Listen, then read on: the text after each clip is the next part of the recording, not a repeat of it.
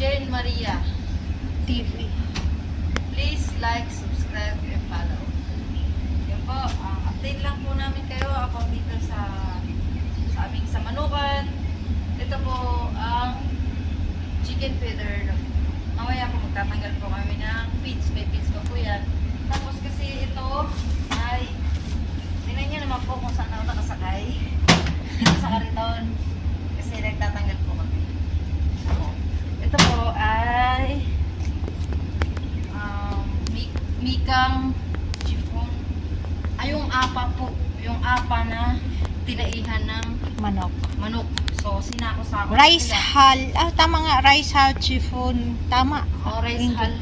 Pareho lang yun. Rice hull, chiffon. Ay, yung apa. Apa. So, parang lupa na siya. Oh. Di ba po, kung nanood po kayo dati no, sa previous YouTube namin is nag-recycle kami. Previous vlog. Yan, nag-recycle kami ng mikang. Nag-recycle kami ng yung apa. So ngayon, nakadalawang beses na. So sabi, baka daw kasi magkasakit na yung manok. So pangalawa, nagpalit na po kami. Ito na po yun. Nilagay na sa mga sako. Pero hindi naman po kami ang gumawa kasi noon yung kumbaga pakyawan po kasi yung dito. Kung sino yung nagbibili ng apa, yun din po ang magkukuha. Yun din po ang magkukuha dito sa lahat na sa manukan. So ito na po yung mga nakasako na. Medyo kaya po nga kami naka-face mask kasi medyo may amoy na talagang medyo mabaho na kasi yun nga matagal na rin, almost 3 months din yun na naka-stock. So ito na po yun.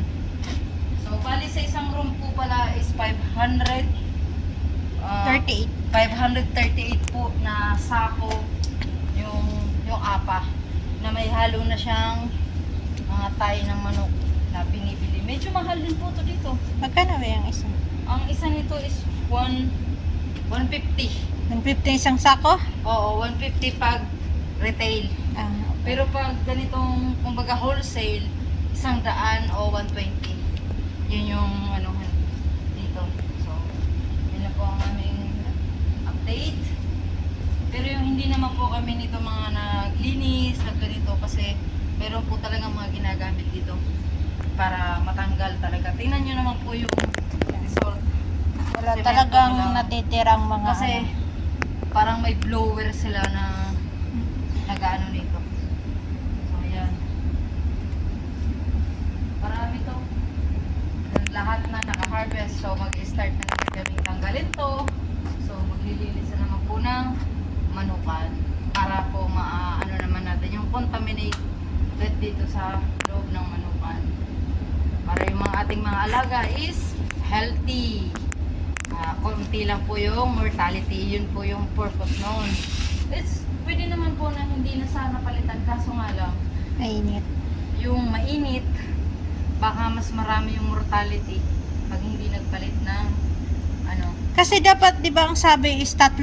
Minsan nga yung iba ditong nagmamanukan is 4. Yun nga lang din. Ngayon si Calvo Marami siya. talagang mortality. Almost, Nag-decide siya na sabihin dalawa na. natin, 100% ang mortality dyan is 40% to 30%. So, syempre sayang nga naman ng 20% or 30. 30%. So, kasi sayang nga naman po nung mamomortality nun. Kung napalaki natin yun nung maayos is magiging pera na rin po yun. Kaya ito, medyo lang, kailangan lang talaga linisan. Tapos marami pa kami i-sprayan dito. So, yun lang po. Abangan nyo po kami sa marami pa pong video namin na i-upload para sa mga updated.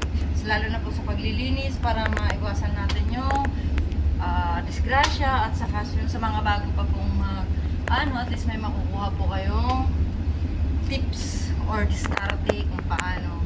Abangan nyo po yan and maraming salamat po. God bless. Ayun po ang update namin ng aming Mika. So may kumukuha din po dito na truck. So pag nag-alaga po talaga tayo ng manukan, masasabi mo na wala po talagang sayang. wala po talagang ano, kasi ultimo, ito po, feeds, yung mga tira-tirang feeds, nabebenta rin po to. Oo, mahal. Nabebenta, mahal din po to.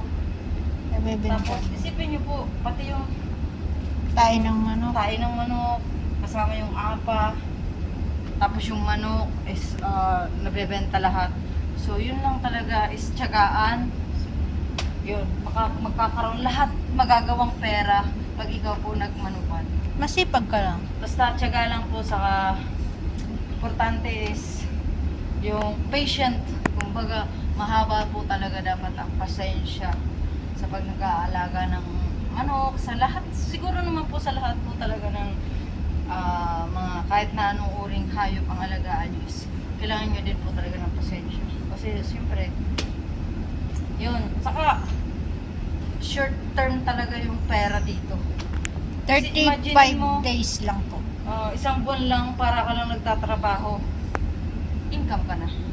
So, yun lang man po. Maraming salamat po. Wag po natin kakalimutan mag-subscribe po sa Jane Maria TV and pa-share na rin po at pa-subscribe. Maraming salamat po sa inyong lahat, and thank you and God bless you all. Bye bye. See you.